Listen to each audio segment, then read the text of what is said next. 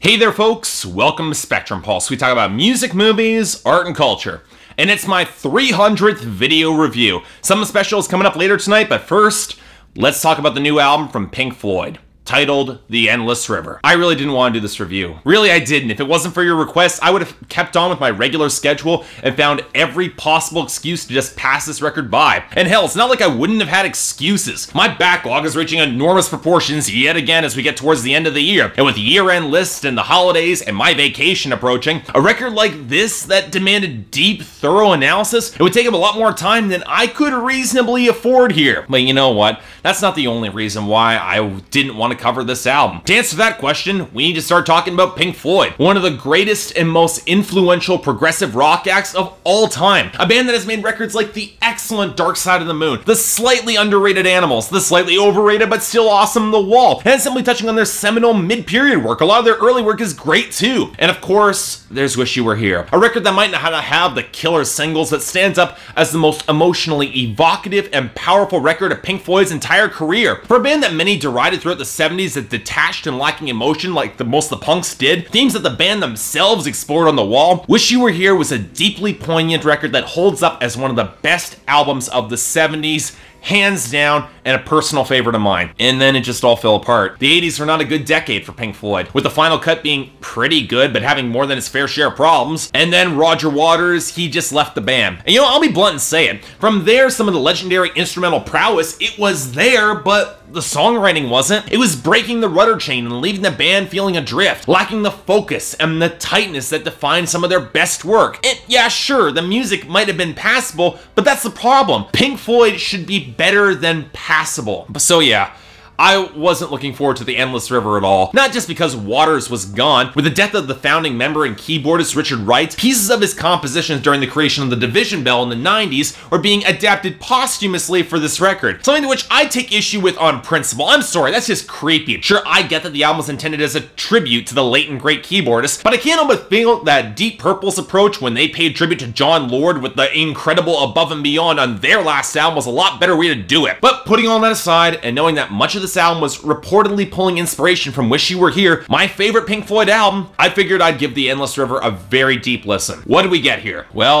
honestly, I didn't expect a lot with this album, and you know what? I didn't get a lot either. In fact, I got pretty much exactly what I expected from The Endless River. A meandering, unfocused, distinctly placid record that's very pleasant to listen through, but pales starkly in comparison with everything that came before. Not only is it an album that feels redundant and backwards looking, but it feels like one that, in order to maintain a sense of cohesion, they had to dull and smooth over any sort of interesting progression or groove that might have developed here. The word that leaps out to me with The Endless River is inoffensive. Pleasant enough background music, but rarely compelling beyond that. In other words, I'm fairly certain it did exactly what it was designed to do with some of the ambient tendencies, but I sure as hell don't find it all that interesting. I'm sorry. So you know what? Let's start with the lyrics, which won't take long because for the most part, this is an instrumental album, with the exception of some vocal snippets and samples from Stephen Hawking on the embarrassingly titled song Talkin' Hawkin', and of course the underwhelming lead-off single Louder Than Words. There's no singing on this album, and what lyrics we do get are pretty damn thin, once again circling the same themes from the Division Bell about communication and building connections that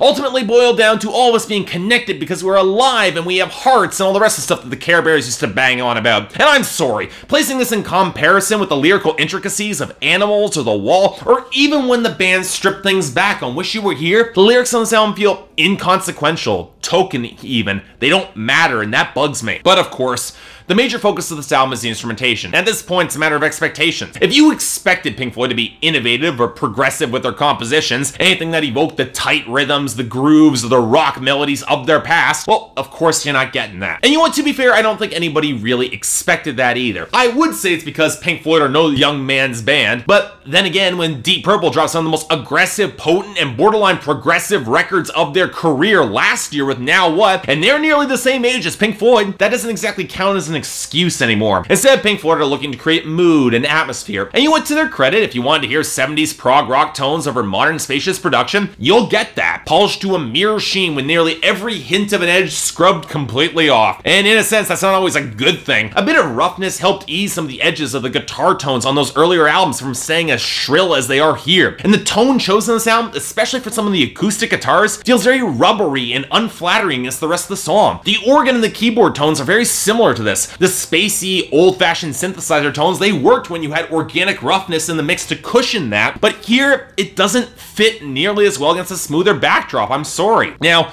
that's not saying that there aren't some moments here that actually do work pretty damn well regardless. I like the guitar work on It's What We Do. Some manages to bring some bluesy snarl, if not a definitive melody line. Skins has some aggressively textured drum work that I liked. The Lost Art of Conversation has a beautifully mournful vibe courtesy of the strings and the piano, even if some of the electric guitar tones do feel a little bit runny, which kicks off the soap opera noir vibe and on Noodle Street. Both Alon's Y tracks bring some sweeping, powerful crunch that recalls The Wall with a solid rollicking groove. I dug the shimmering synth melody on Calling that has some swell behind it, and Eyes to Pearls is a pretty decent Western-inspired guitar lick with probably the most grit on the entire album, underscoring it thanks to the booming drums. But there are three major problems with this album that runs into from an instrumental standpoint, and the first is being that, despite being some good instrumental ideas, they feel very fragmented. The album is 18 tracks, and while half of them feel under 2 minutes, and while the overall album flow is really quite good, many instrumental ideas on those little tracks could have been used a little bit more to flesh them out. And then there's the issue of a lack of climax. This is a record that's screaming for a moment to crystallize and intensify the atmosphere, but despite many points of real build-up towards it, that never happens, which leaves this album feeling with a real lack of payoff. But you know what? That's a symptom of the biggest issue with the album. A lack of real definitive melody lines. Don't get me wrong, there are a few melodies that I like and appreciate, but what kills the momentum of The Endless River, what makes it feel like so much of a languid, meandering record, is that in terms of sticky, memorable, melodic progressions, we get so few of them. And while I didn't mind the solos, melodies are what you remember coming off of an album like this. And when we do get them, they show up on like the horn lines on Anacina, which reminded me less of Wish You Were Here and a lot more of the opening theme to Aaron Sorkin's The Newsroom. Lovely. You know what, then again, as a comparison to that show, it's not that far off. Both of them are often too long for their own damn good. They can't build up stable momentum to save their lives, frequently call back to better times more often than they should, feature great moments that we already knew that they were capable of, and have a grandiose feel that the ideas behind them can't really support. And you know what, at the end of the day, I still don't have a problem putting either of them on in the background. And that's how I feel about Pink Floyd's swan song, their final album, The Endless River. It's decent enough, it's got some good moments, and it's one of the better post-Roger Waters releases, but as I said at the beginning,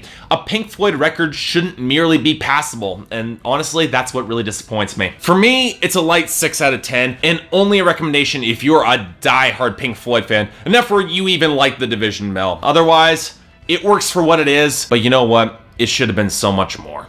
So yeah, thanks a lot for watching. If you'd like to like and subscribe, I'd be more than grateful. Thanks a lot to all you guys for getting me here to 300 video reviews. All my subscribers who have stuck around, everybody has contributed views, everybody who's commented. I really appreciate it. I never thought I would have gotten this far.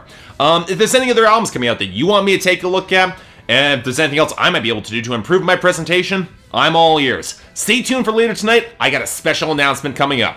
Until then, I'm Mark, you're watching Spectrum Pulse, and I'll see you next time.